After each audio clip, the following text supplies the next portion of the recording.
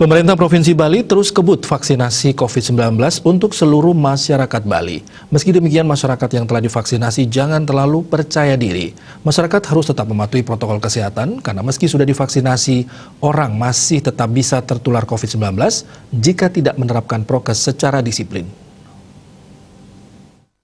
Provinsi Bali terus bergerak cepat untuk menuntaskan vaksinasi untuk semua masyarakat Bali. Vaksinasi secara masif telah dilakukan di semua kabupaten hingga ke tingkat Banjar-Banjar.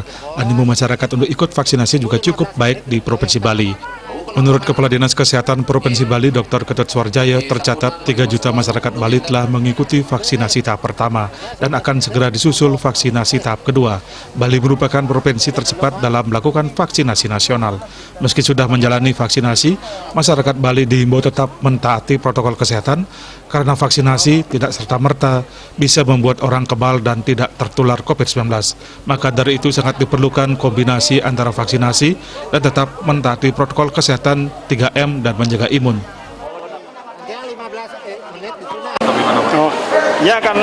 Vaksinasi ini memang cara untuk bisa meningkatkan kekebalan tubuh agar kita terhindar dari virus COVID. Tetapi bukan berarti vaksinasi ini segala-galanya, tidak bisa memberikan perlindungan 100% tidak kena COVID.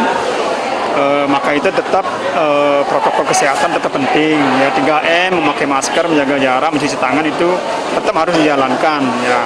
Dan vaksinasi ini tentu sebagai upaya untuk meningkatkan imun sehingga kita dengan menjalankan keduanya asungkada kita akan terhindar dari virus COVID. Gencarnya vaksinasi yang dilakukan Provinsi Bali tak terlepas dari untuk menekan angka COVID-19 di Bali serendah mungkin, sehingga kesehatan masyarakat terjaga, ekonomi Bali bangkit sekaligus salah satu syarat pembukaan pariwisata Bali pada bulan Juli ini. Riyaso Bali TV.